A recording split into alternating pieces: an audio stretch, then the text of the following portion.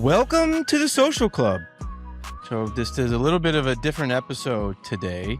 My usual co-host, Josh Kavensky, he has the day off. He said, Joe, I've been breaking so much news. I've been carrying TPM on my back for weeks. I just need a day off. I said, Josh, it's okay. You could take the day off. We'll bring in Derick Dirmaier, our head of products. He'll fit in seamlessly, and the show will go on. So I'm joined here today by my colleague, Derick. He's joining us from the great north. Derick, how are you doing? Where are you I talking am our from? first. I'm doing great, Joe. Happy to do this. I feel like even though you've only had the show for about 8 months, this is a long time coming here. Yes, absolutely. Yes, I am joining you from Canada. I'm our TPM's first international employee. That's been quite a journey from New York to Vermont to finally here, but I've made it. And we're expanding. We're a global entity now. We are a global entity. We are also expanding a bit what we talk about here at TPM. That's the point of the Social Club. Derick and I, along with Kate Riga, Josh Kavensky a bit, maybe David Kurtz. That's really all the sports fans we got at TPM, folks. So it's been tough sledding. A lot of the sports conversations over the years have been just me and Derick. And so today's episode actually is going to be a sports episode. And I want to set this episode up because there's so many things that have been happening over the past few weeks, really since we did that World Cup episode, that it gave us the idea, Josh and I, that we should maybe be doing a sports episode more regularly. So let me set this up. Before the World Cup, you will remember, dedicated listeners, that we had Tom Clute on from Vanity Fair, and he talked about the Amerification of soccer, basically soccer becoming more like America. And he also was talking about the head of FIFA, Gianni Infantino, and he was saying, the thing about Gianni is people don't really know if he really loves soccer. It's okay to be corrupt if you like soccer. People will put up with that, but not if you don't like soccer.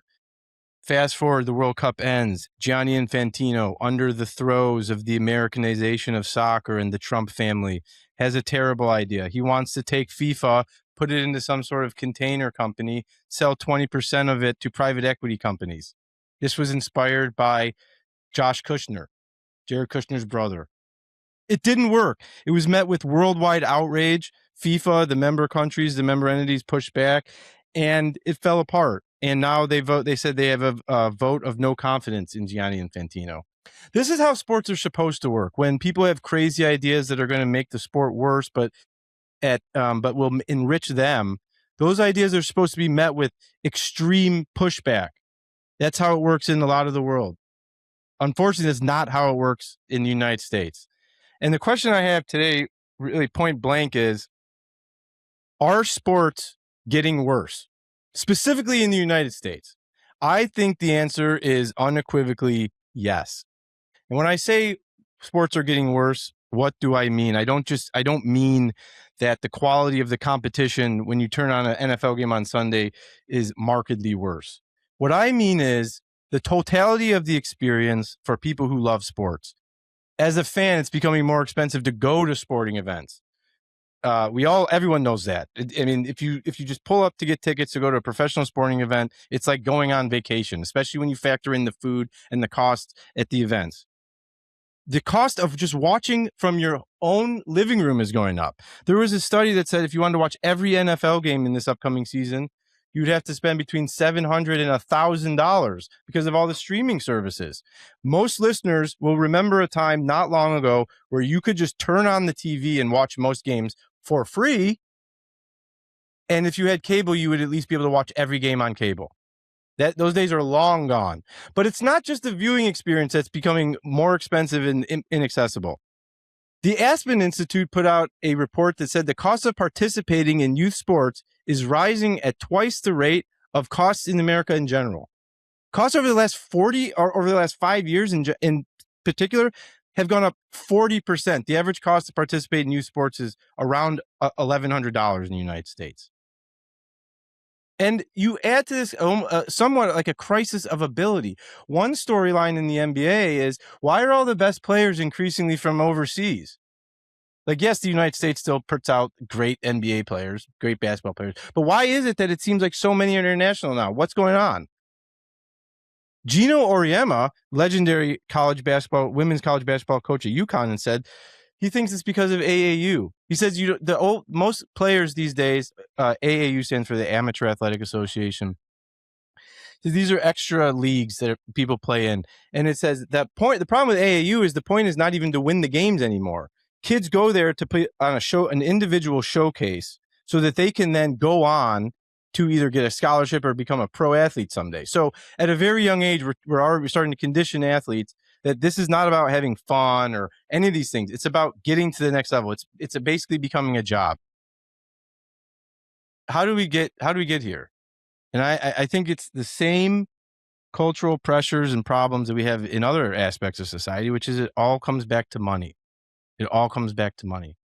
So much of sports. There is a report I was reading earlier today that was really awful. It basically is talking about how youth sports are becoming a target of the private equity industry. They want to buy up the leagues.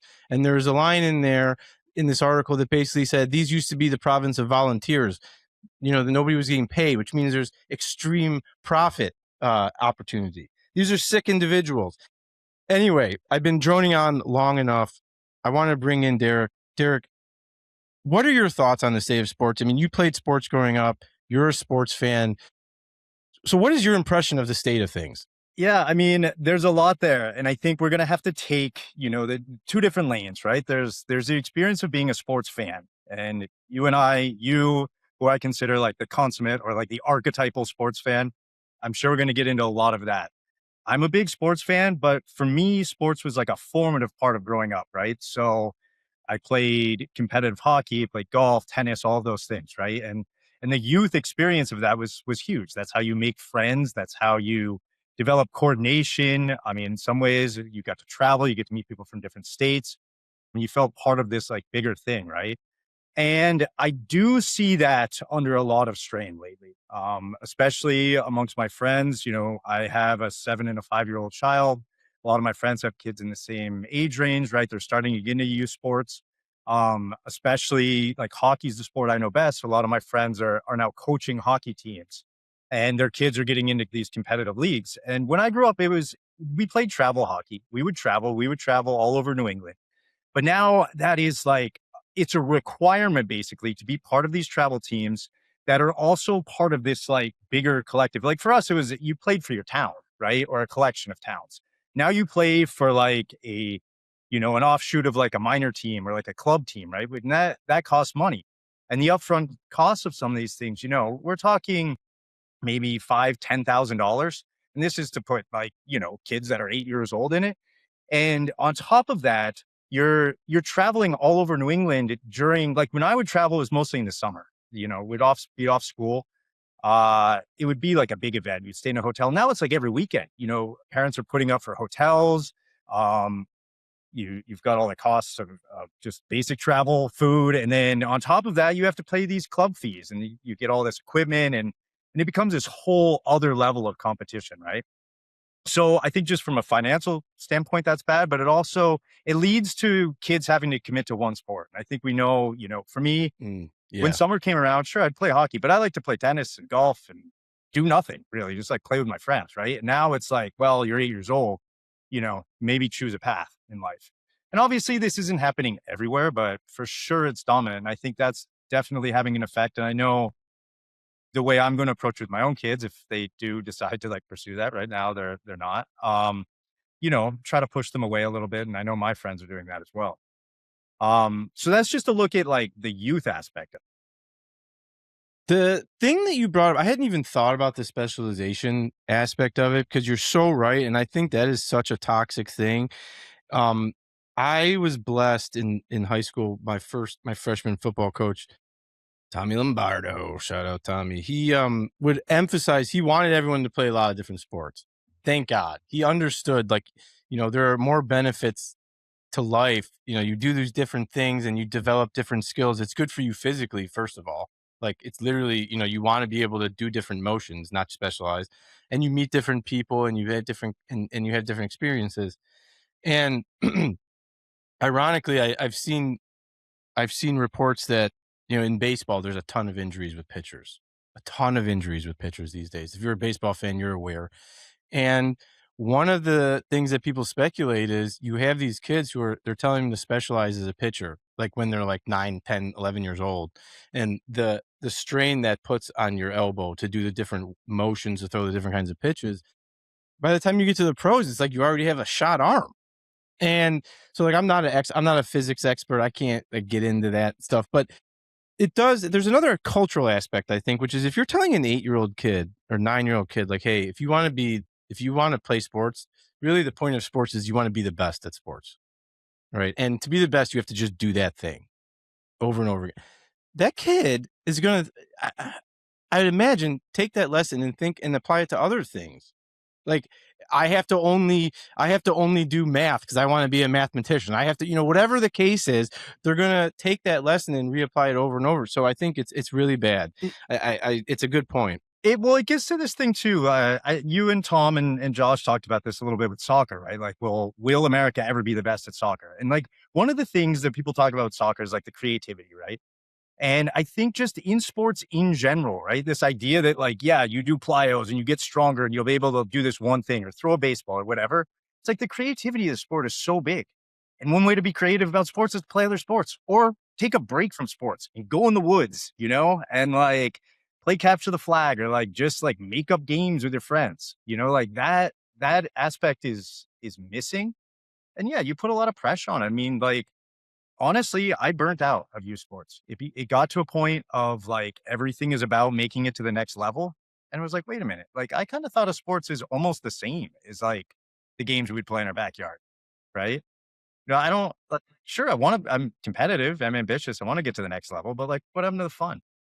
I agree. It's interesting to hear you say you burnt out. I was having a conversation recently with my cousin, who I played baseball with, but he was really into baseball. He was more into playing sport. You said that I'm the consummate fan. He's kind of the consummate youth athlete, I might say. Like, and he recently started coaching baseball, high school baseball, and he like loves it. And he was telling me, he's like, Jr. He calls me Jr. He's like, Jr. He's like, growing up, you remember like sports they weren't like they were fun, but they stopped being fun because they were pressure. Like it was just nonstop pressure. And then like when I stopped playing, I couldn't even watch sports. Like I didn't want anything to do with sports. It was like I had to run the other way because they weren't fun. They weren't enjoyable. And he was talking about the burnout, and now he's come back around to it. He's come back around to it. And one of the things he was saying is like, you get to this point in life where everything is, you get to a point in life where everything is, uh, you assign it levels of seriousness and priority. And sort of, if you had this impression that the point of sports was to like go pro, and once you realize you can't go pro or you can't even maybe get a college scholarship, then it's like, well, okay, the instrumental use of sports is over with, so I'm done with sports. And that's not what sports are supposed to be about. To your point, it's supposed to be about just having fun and like hanging with your buddies and doing these things. And I think that it's like the professionalization of sports, I guess you could say, at a very young age is just killing that. And I think it has effect. I think to Gino's point, ironically, that makes the athletes then worse because you have this guy, Nikola Jokic. And I don't know if we have NBA fans listening. This guy's amazing because he's like arguably the best in the NBA, multi MVP, multi NBA champion. He wins these championships and he's like, all I want to do is stop playing basketball. I want to go back to, I forget where he's from, somewhere in Eastern Europe and just be with my horses. And it's like, dude, that is like such an un-American sentiment and it's refreshing. And I love it. I just love hearing that stuff. So what's interesting to me is I thought when I was playing youth sports that we were in this like transitionary kind of state where like you were already starting to see the specialization, the emphasis on using sports to get a scholarship or like play professionally, right? And that had changed from my parents' generation and, like whatever, on and on. What I expected was that everyone that grew up playing sports, I'm in my early 40s, that like when they had kids, they would take a different path, right? They'd like back off a little bit. They'd be like, okay, like that was a little intense. What's crazy to me is like it seems to only have been amplified, and like the stuff that parents are doing, and I'm not coaching at this level now, so this is like secondhand, but apparently you have like heart rate monitors that go inside like hockey equipment now, right? And parents are sitting in the stands with their phones reading like the stats of like their kids like biometrics, and then getting upset with coaches about not pushing the kids hard enough, right? So like we're at a level now where like we're using even like this technological layer to evaluate our own children. And you know, the pressure, I don't know if it's the parents, it seems to be, that are feeling it, right? To do this, or like what exactly is driving it, right? Like to try to, you know, they're seeing that the best way for their kid is to do this, but they must know that the odds are just like hugely against them, right? And most of these parents, like a lot of like to get into a sport like hockey, my dad didn't play hockey, my mom didn't know anything about it. So I did get into it kind of randomly, but it's not the same as like football and basketball where like it's like the American dream or whatever. It's kind of like hard to get into it. So I have to imagine that, you know, for a good number of these parents, are introduced their kids to this thing and then are adding this level of like pressure and analysis on top of them, which seems like frankly insane to me.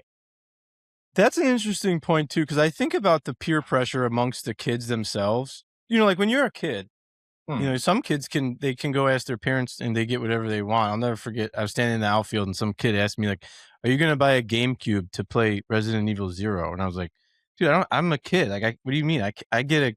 I asked for Christmas, or I don't get it. There's no like other path." And so you have these like like these tiers where like some kids have the best equipment, some kids can't afford the equipment, and obviously like that, you know, kids are people. There's that's anxiety inducing. I hadn't really thought about it amongst the parents too, though, of like these competition of like providing the best stuff or having the best athletes or my kids doing this or whatever the case. I have to imagine there's a lot of pressure amongst the parents themselves. I think there's some parents who kind of have this like, I mean, you see these parents like who think they can raise their kid to be a pro athlete, like the Lons like LeVar Ball or you know some of these people who want to just get their kids to the pros. Another aspect of it, and I don't know if this plays into it with you, with the people you're talking about, but I think it exists generally, is if your kid gets to a certain level of ability and then some AAU scout sees him, then they're going to be in your ear. They're going to be in your ear like, hey, you got to do this. You get a Nike scout. You get a Nike deal, right? Like, Right. you should take your kid over here to do this.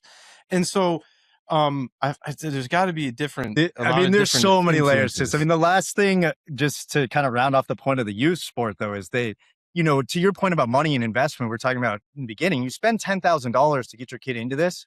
That's an investment. You're not just going to back off of that, right? That's true. Like, you know, like, Yeah. so, you know, I know if I'm like starting to get six figures deep in my kids' youth sports, I'm going to take it pretty seriously. So, like, it becomes a self-fulfilling prophecy there. I mean, we love the narrative of like, you know, Serene, the Williams sisters' dad, right? Like, kind of Right. pushing them to like, you know, get into this, like, and that's an investment in your kids. It's very like more personal. But if you're talking about a literal monetary investment, and I'm sure he sacrificed a lot for that too, but like, you know, when once it gets up to that level of money, who knows? Like, Yeah, another thing is just the businesses themselves push this equipment through traditional advertising. So listen to this sentence and try not to throw up.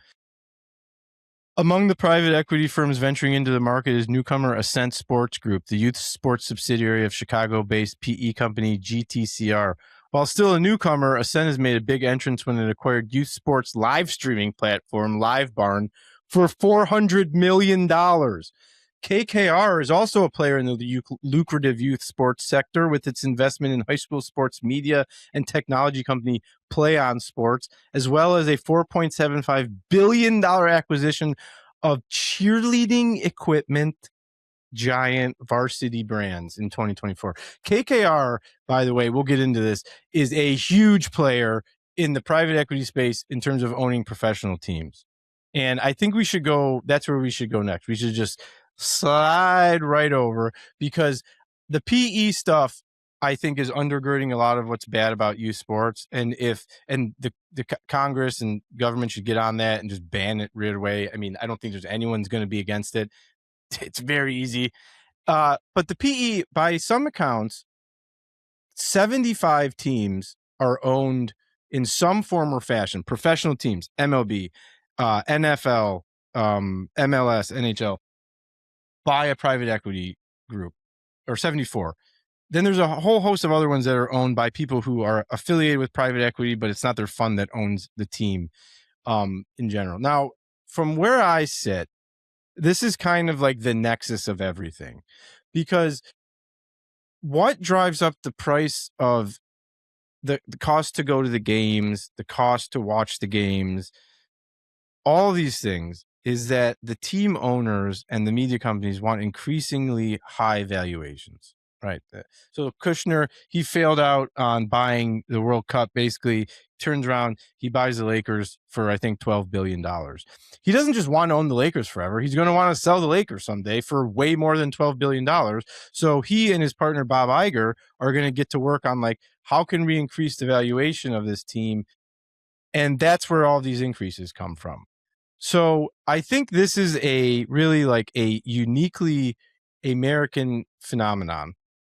And it's a bad one. And I can just go on here talking about how much I hate private equity and I hate what they're doing to sports.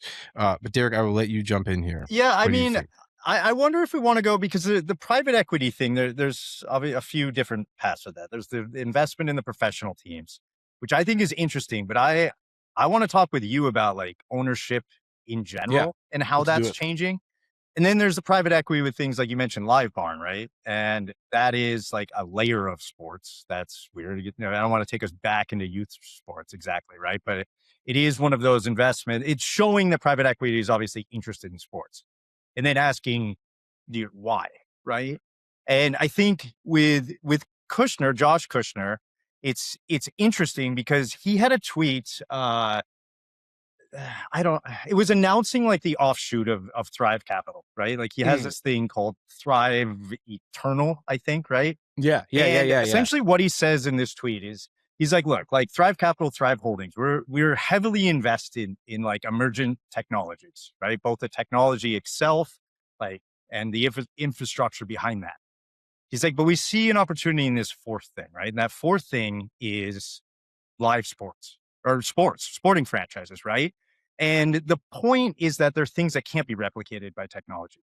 So in a way, this is private equity, which has to get its hands into basically everything, hedging, right? It's like, look, we're way over leveraged maybe in like this whole technological space that we've built up, but where else can we put our money? Sports. That's something that is, eternal, I guess, by their same measure. So when you say like, Kushner wants to offload the Lakers soon. I mean, I know the Lakers are kind of a curious case, and there has been a lot of turnover quickly. Like, weren't they just sold like a year ago for like 10 Yeah. million, So that's a whole and then sold again that's for a 12? whole that's a whole other thing, because you have the owner of the Lakers was under investigation by the federal government, and then Right. turns around and sells it to like someone related to the president.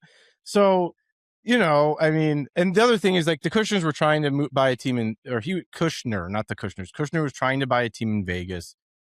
Seems like that wasn't going to work out, so pivots and just gets the Lakers. Well, it makes you wonder, right? So, like, they name this thing Eternal.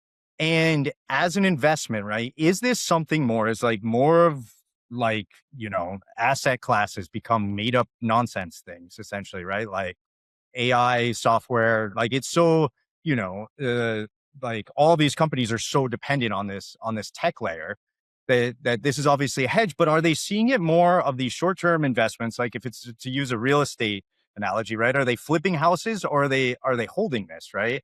And they see it as an asset class that's like never depreciate. I think they're definitely gonna hold it. I mean, I don't get me wrong. They're not gonna like flip it next week or something like that. But they are going to do whatever they can to increase the valuation of it, because they're not going to have it forever. And also, when you increase the valuation of it, it'll let you borrow against it more, right? So you get to the same place of you have an asset because you want to use it to generate more wealth for yourself. And how are you going to do that, right? And so that's why we have these, like, that's kind of the nexus of it to me. And whatever their objective is, they're sort of like their secondary objective, whether that's a hedge, technology wise or whatever the case may be. I think it comes back to like they view it as content. They view sports as content that they can use, right? That's why he partnered with Bob Iger. Bob Iger knows content, right? Bob Iger knows how to package something up and sell it. He left Disney for a little while. Disney like kind of lost its way. They bring Bob back and they roar right back. But I do think it comes back to like content. People in tech are obsessed with content because they don't get it. They can't do it, I think, right? Like one of the examples I wanted to bring up was Liberty Media.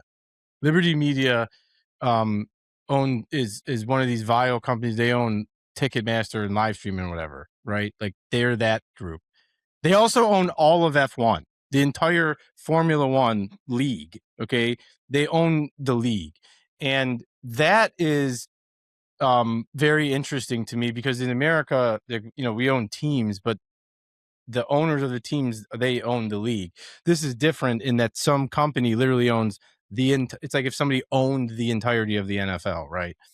And Liberty Media is very open of talking about the sport as like content and like everything that's going on outside of the sport too, which helps to increase the attention and the eyeballs on it.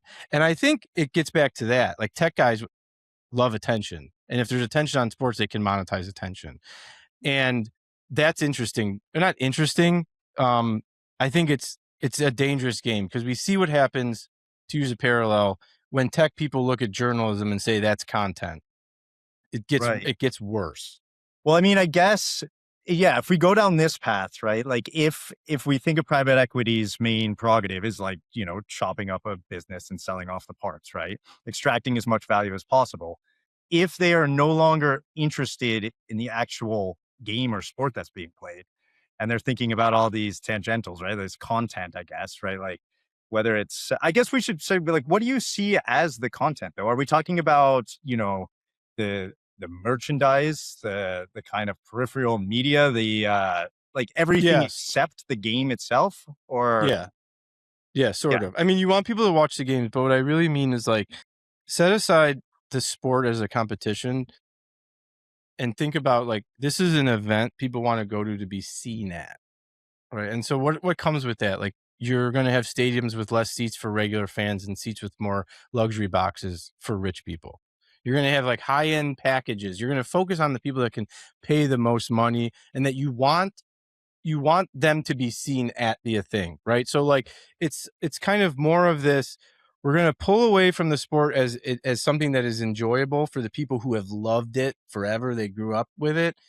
And it's more of this thing that we kind of want to use to like attract people to it, because the more eyeballs we have on us for whatever reason is good for us, right? It's good. If we have a really competitive game and we have 1 million viewers, I'm just making numbers, and like 1 million people watch the game, that's great.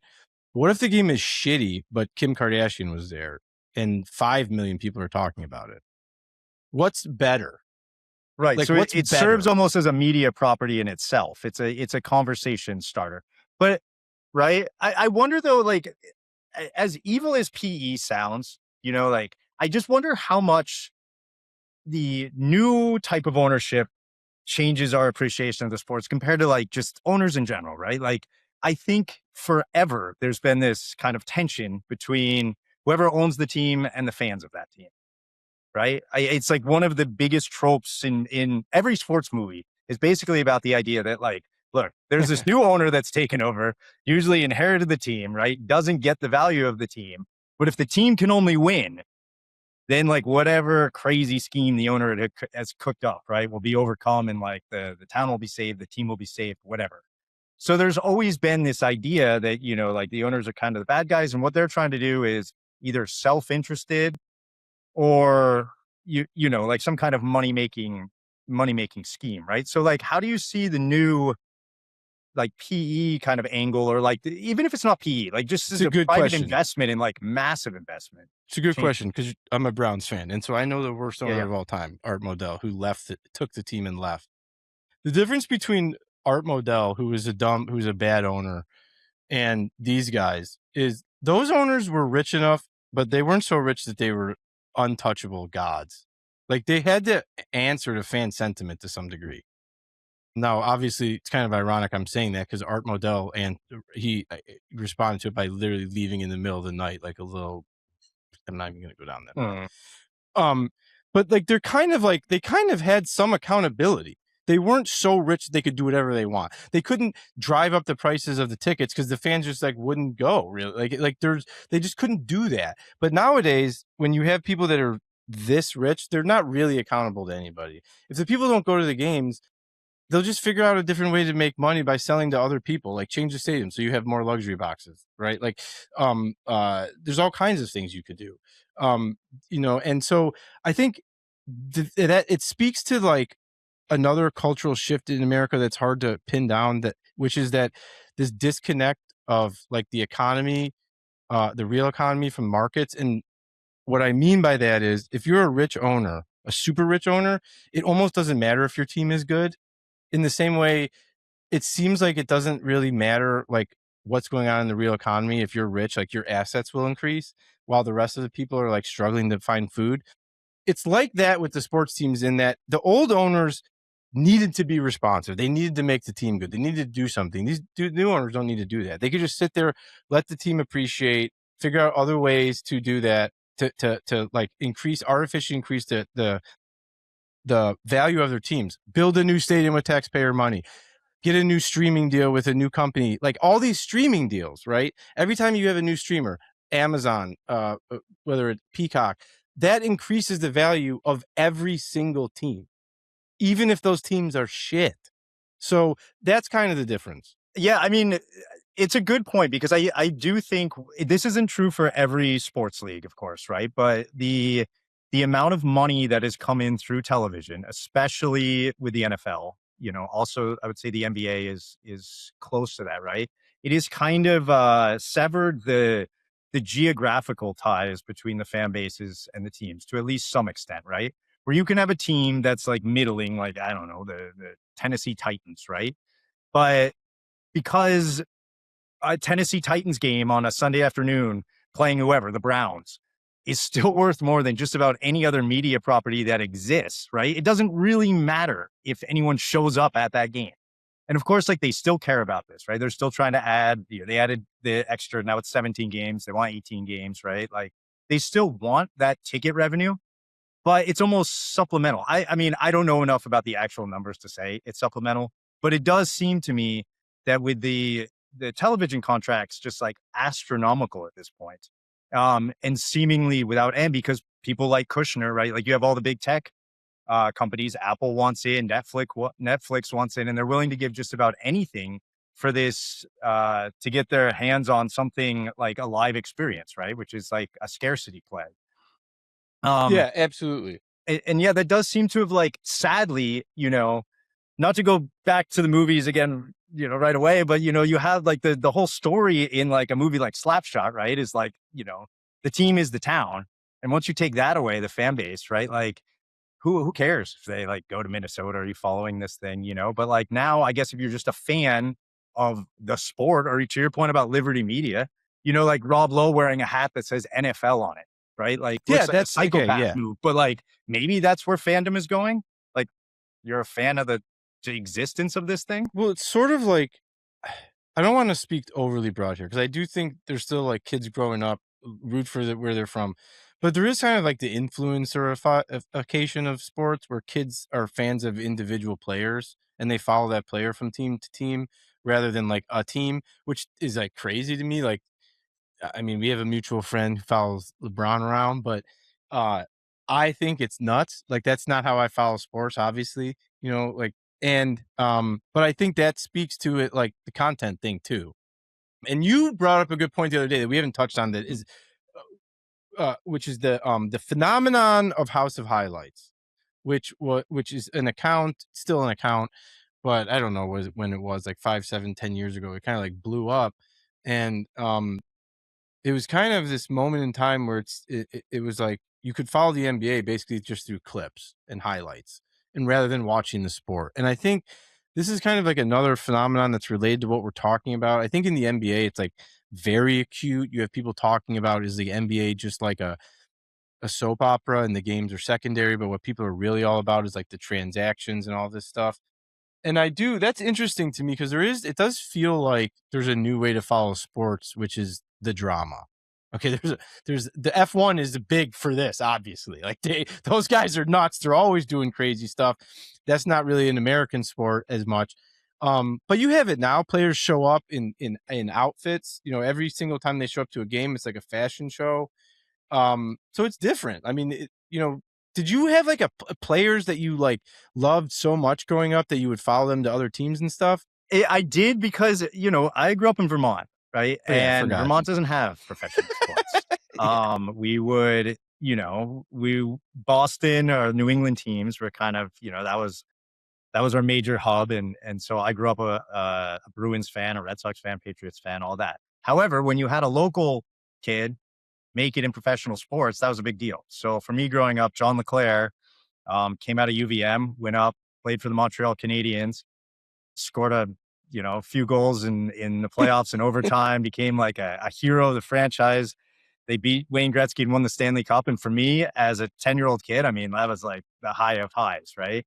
But then they traded him to Philadelphia. All of a sudden, I'm a Philadelphia fan for a little bit. And the same thing is kind of happening with Martin St. Louis coaching the Montreal Canadiens. Yeah. This is all NHL. No.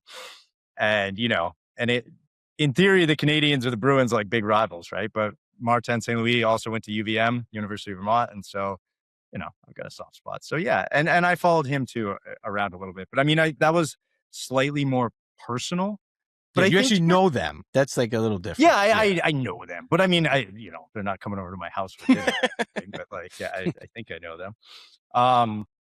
But to your bigger point about like following the individuals around, I wonder, it seems right now that it's almost in the best interest of the owners and the players that the allegiance to individual teams is like not as strong as it once was, right? The players are able to get bigger contracts, like bidding against stuff, and like, the owners themselves, they enter into these like collective agreements. Like I know there's a big one. I don't follow the NBA closely, but I understand there's some big potential deal where like they could bring in some multiple $billion where like each owner would receive like $500 million, right? Mhm. So in this way, and this has been true for a while now, but you're working together. You're not like, this isn't like Lakers, Celtics, kind of like this Yeah. animosity over ownership, right? It's like, yeah, we're all in this together. The league grows, we get more money. So I don't know. It's hard. I think football is one of the last kind of, because they underplay the individual identity of all the players, right? That you have maybe more or less likelihood to follow players around. But I don't know. You mentioned the players working together, or the players and the owners kind of like all realizing like, hey, we're all just getting money here. Yeah. Um, it's interesting.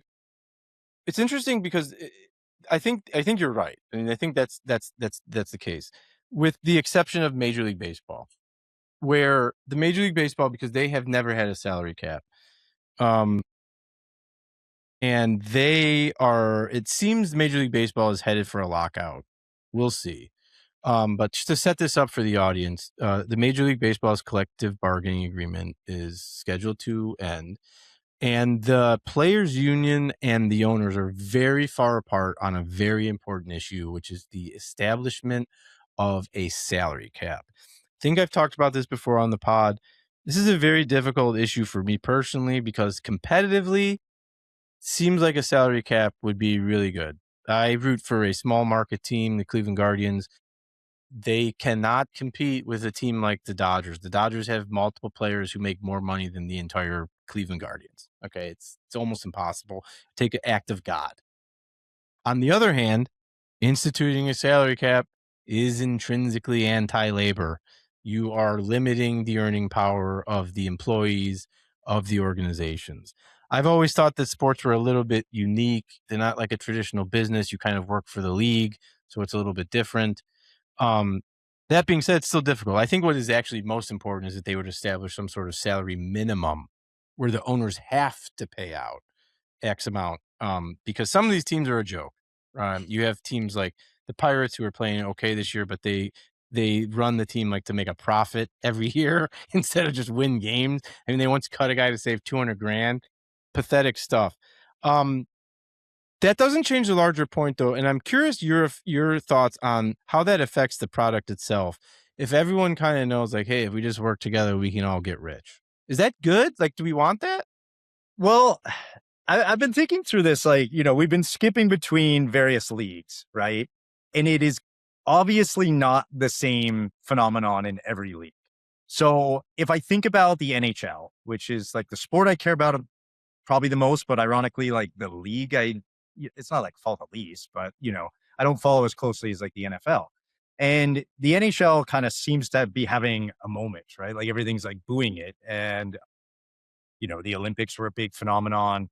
It seemed the players are finally earning more money, like more commensurate with like other professional leagues and stuff like that. So I think, they're in that particular case, they're probably feeling pretty good right now, right? Like there's money coming into the league. Things seem high. Fan interest is high.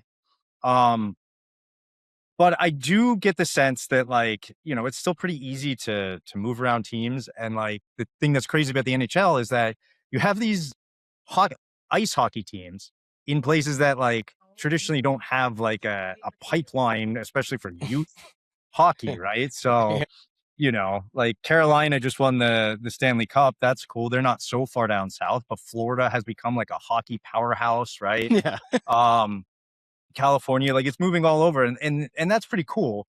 But it's kind of like obvious that, like, especially since half the league is Canadian, if you're gonna go play in Tampa Bay, like it's awesome that the fans are coming out for you. And I'm sure that they would say like the fans are the best. If you watch games like in Las Vegas, talk about a place where they're like probably shouldn't be hockey, but like the fans seem like they're like losing their mind and it seems really fun. But this isn't like the original six, right? And a team from the original six, like one of the most storied franchises ever, like Toronto Maple Leafs, it seems like people want out of there. And you hear all the time, like, to jump over to baseball, it's like you would think you'd want to play for the Boston Red Sox or something, or New York Yankees. A lot of players are like, yeah, it's too much pressure. The thing that draws me to the Red Sox is how much Boston cares about this, right? Like how much sports radio cares about it, how much the narratives. The players are kind of like, you're kind of hard on me. I mean, even Ted Williams was like, I don't know about these fans, Boston. Yeah. They're kind of rough. So I guess it's like it's, kind of a rambly way to say that, like, it's hard to know now because of so many different shifting things in the sports that like the fan bases themselves, I think, are kind of grappling with. A lot of them are new. And, the incentives, like, I don't think the fans necessarily fault the players for like following money No. now just because they see it everywhere. No, that is absolutely I again, I could speak from personal experience on that one. I remember as a kid, like Jim Thome, Manny Ramirez, these guys, Manny Ramirez especially, leaves to go to your Boston Red Sox and help you win all those World Series. And Mhm. I remember thinking, like, God, what a son of a. But like, what is he gonna just like leave like hundreds of millions of dollars on the table because the Indians at the time like couldn't pay him? No, of course not. You bring up. I wanted to ask you. This is a little bit of a tangent, but I wondered if you know the answer, which is I was talking to a friend of mine, another hockey fan, and he was pointing out like how good the Florida teams are. Mhm. Not I guess not just Florida, but also Tampa Bay Lightning. They're both Yeah. like pretty good. And how there's people in the hockey world who are like, well, it's might as well just cancel the next 50 seasons because all the good players are going to want to go to Florida because of the tax advantages. Is that a real thing? Like, Well, is that a thing that people say?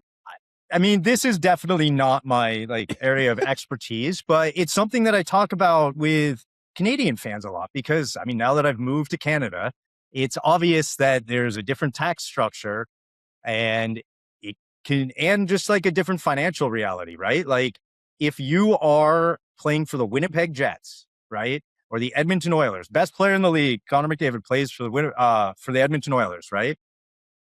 Like kind of why small market, I mean, he gets paid fine, but the incentives, both financial and like for his own marketability, not great, right? I mean, it's legendary, the place where Wayne Gretzky won 4 Stanley Cups, but like, I don't know, kind of like, why not go to Florida in some ways? There's a similar phenomenon with the NIL and hockey because it used to be for Canadian players that the pipeline was always you play in the juniors, major juniors in Canada, and then you go to the NHL, right? And you get paid for that, but you get paid like kind of a pittance. Now that you can go down and play for like UPenn, right? Play at a big market and you're open up to like, American money. League's changing everything. But then you have teams like UPenn, they're brand new college team, right? Like there's no real like history there. It's a storied like football school and like American university. And I'm not saying like any of these things are necessarily well, the NIL I think is bad, but like it's just it's changing the allegiances of all these fan groups that like how do you even follow your players anymore, right? Like if you used to be that like if you're Sidney Crosby and you're playing like major juniors and like kind of in your province or like in Ontario at least, right? Like your fans can kind of follow you easily. Now you might be playing for some college team and they're jumping around somewhere else. We were talking about a counter example to this, which is there's one guy in the MLB, or we weren't, but I was talking.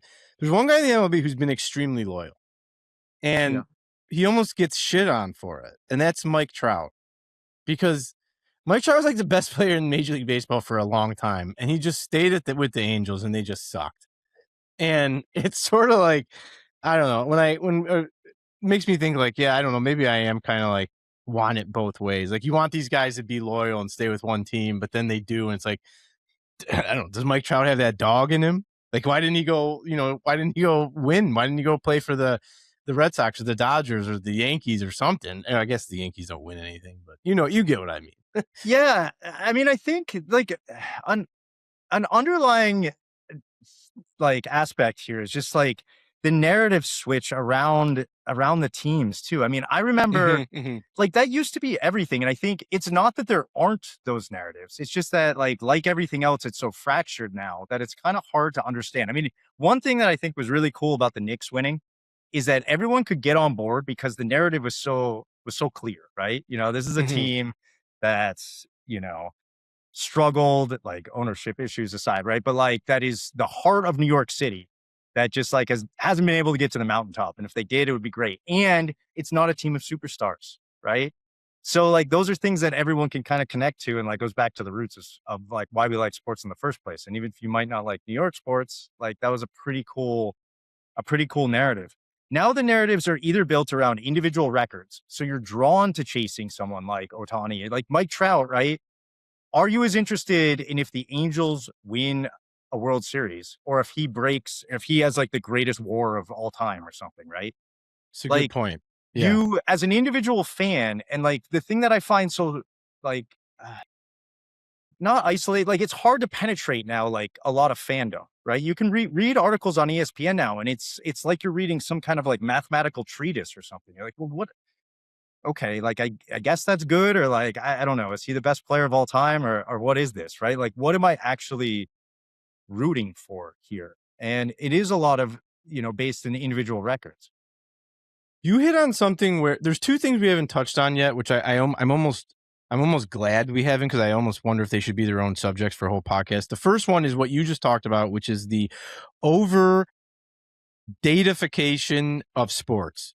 And this idea that if you have enough data and and you do enough analysis, that you can just figure out the right answer for all situations. And that basically is sports. That sports has become reduced to a solved game like tic-tac-toe or something like that. And it's just a matter of data crunching. Okay, so that's one thing.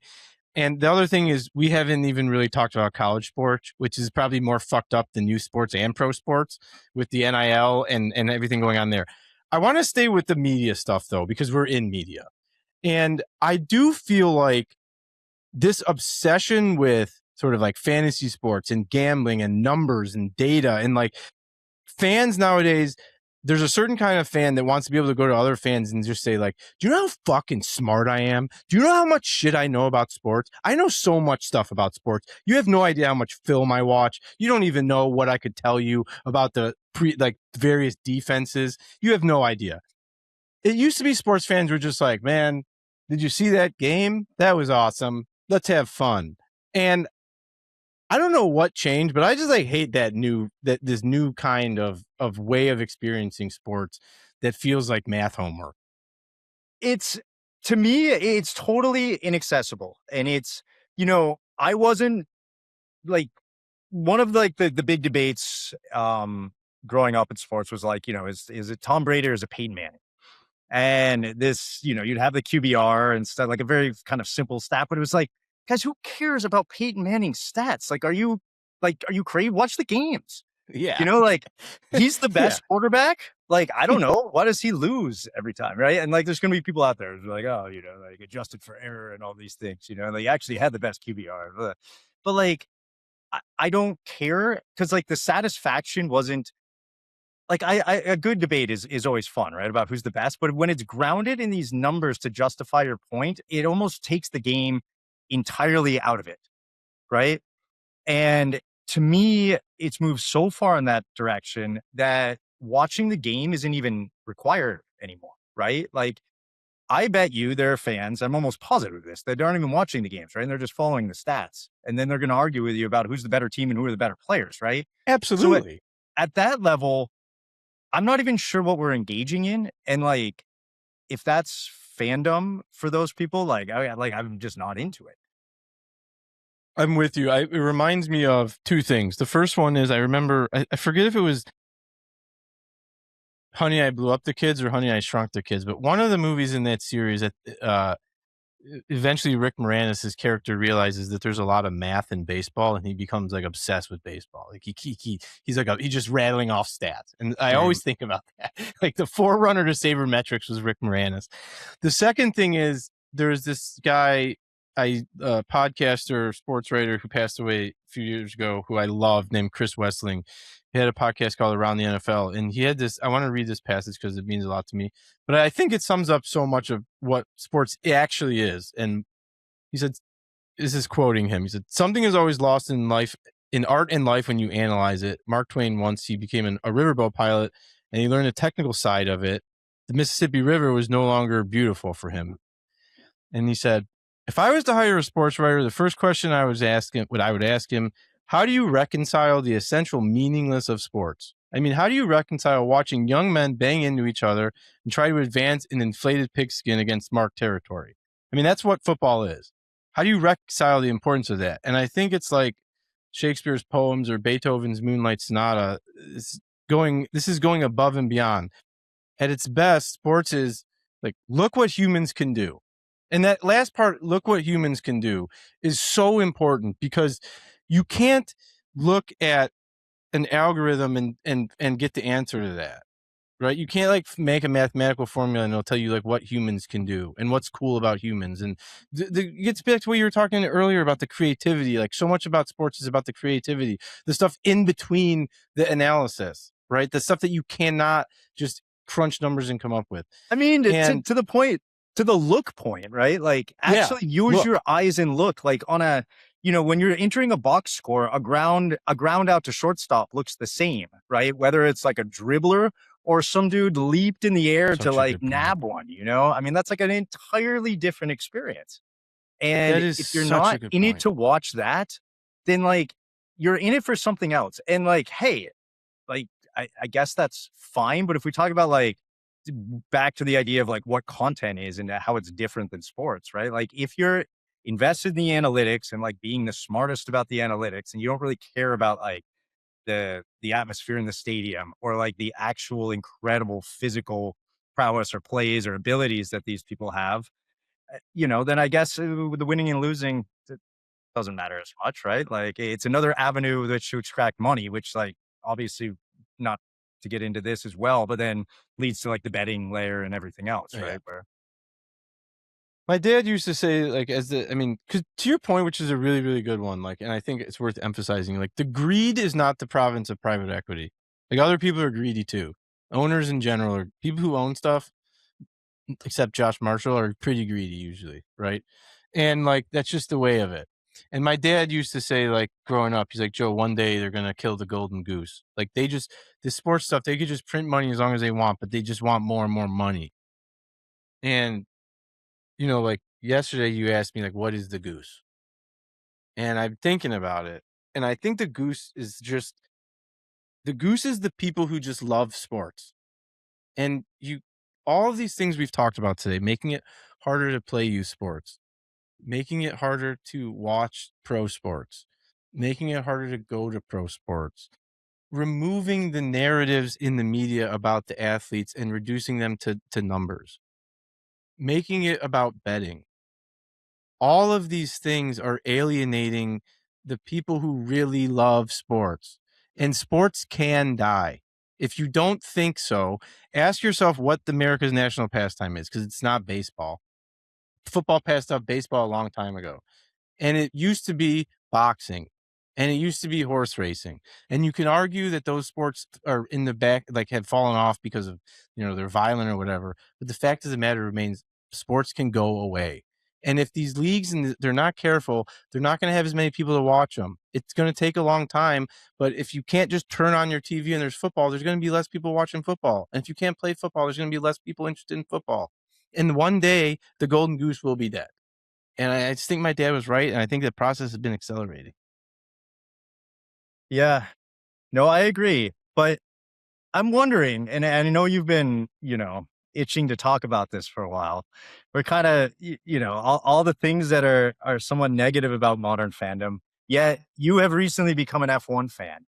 Yes. And I'm interested in that because there's always talk in sports, like about like we got to grow the game, right? We got to find new fans. Like it's with professional golf, it's just this like litany of like we got to grow the game, grow the game. I hear this all the time.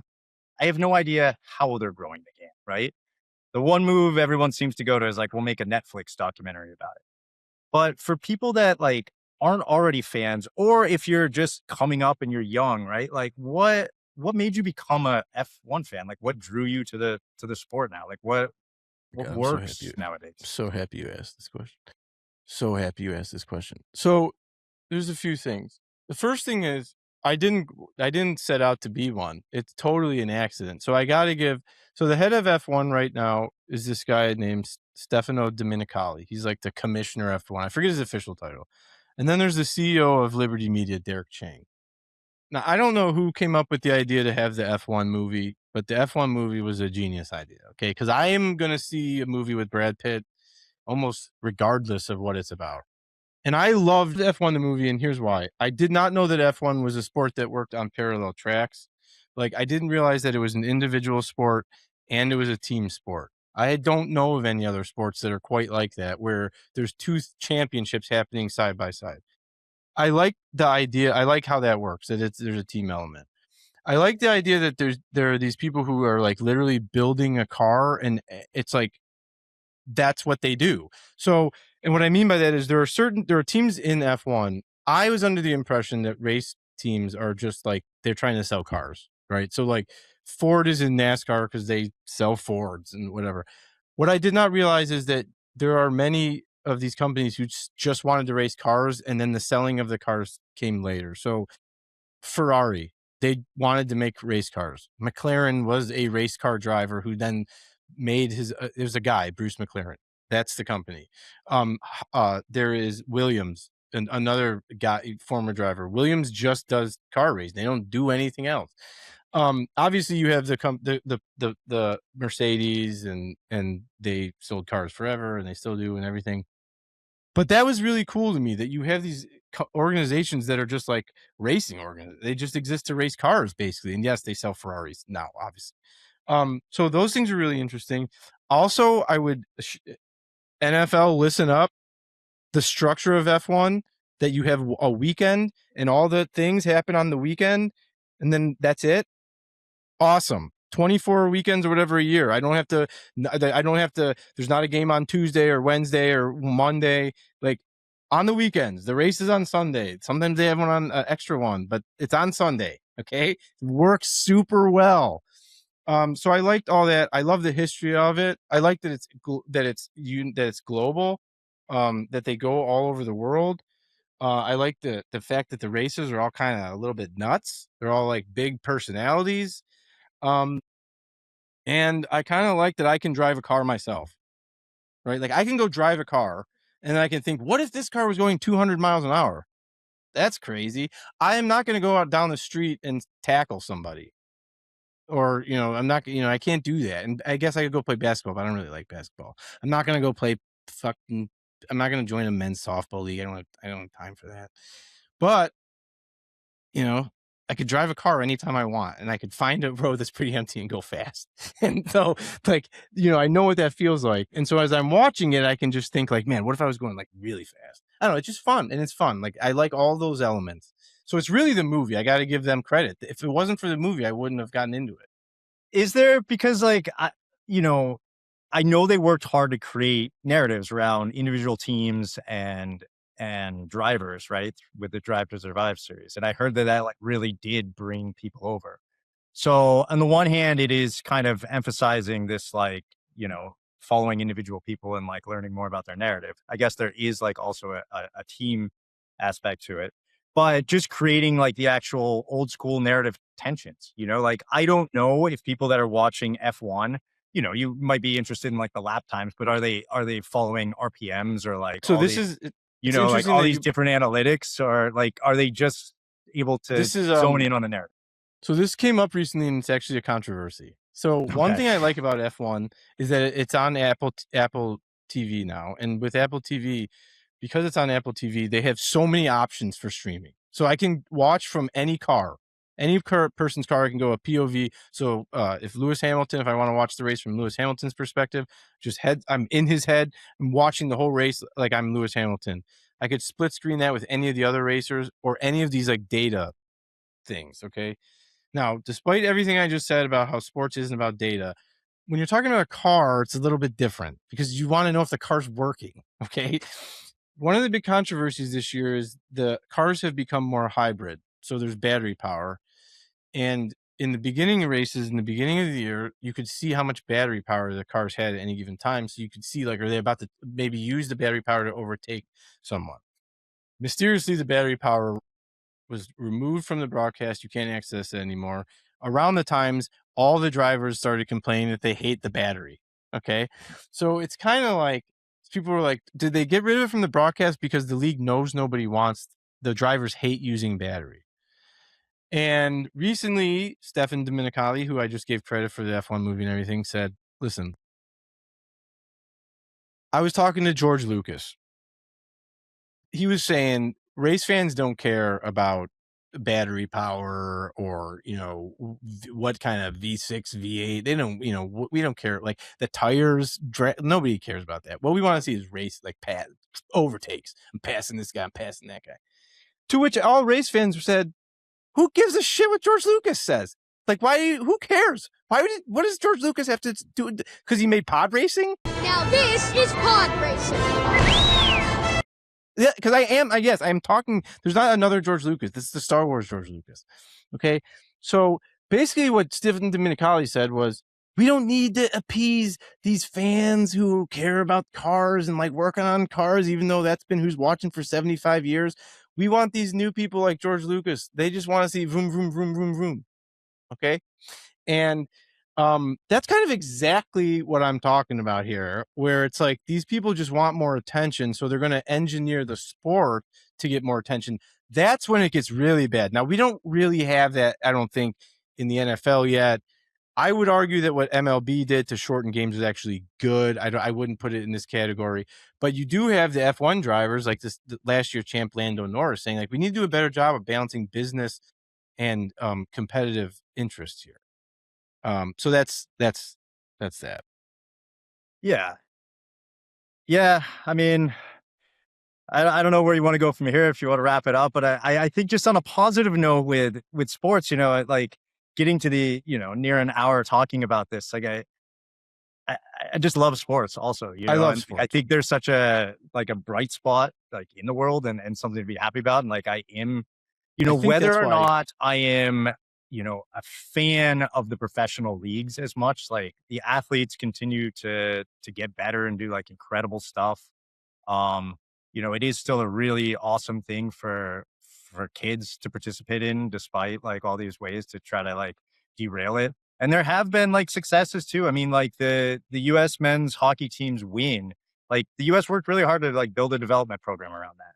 So I just want to make sure that, there's a little bit of like that perspective in here as well, because, like if we're looking at like the state of sports, I think what we're really talking about is things we're worrying about and seeing that creeping in, Yes. like definitely hurting it from a fan's perspective, at least from ours, I believe, and then like also like just from like the actual development level.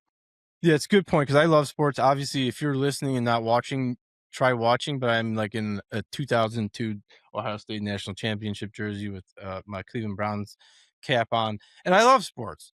And that's the problem. Like sometimes I'm like, am I part of the problem? Because like no matter what they do, I'm gonna.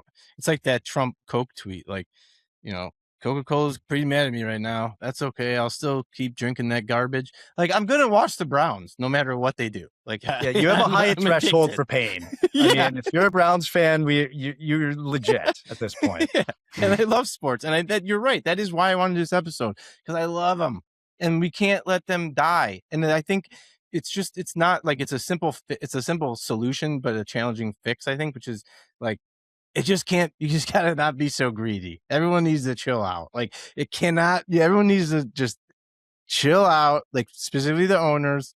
You don't gotta make so much more money. Everything doesn't have to cost $1 trillion. Just calm down. You're already good. You've got enough. We'll be okay. But yeah, I love sports, and I want if Sonny's into them, I hope he plays. We'll see with football. Football is going to be a touchy one. Probably going to have to see where the helmet technology is. I don't know, but yeah, I love sports. Derick, this has been awesome. We'll have to do it again. There's so much we didn't get to. We didn't touch on the WNBA. I'm not sure if you and I are really the ones to.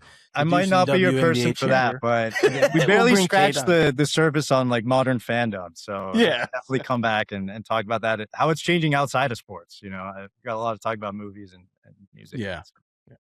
All right. Thanks, Derick. I hope everybody had enjoyed it. Thanks, Joe.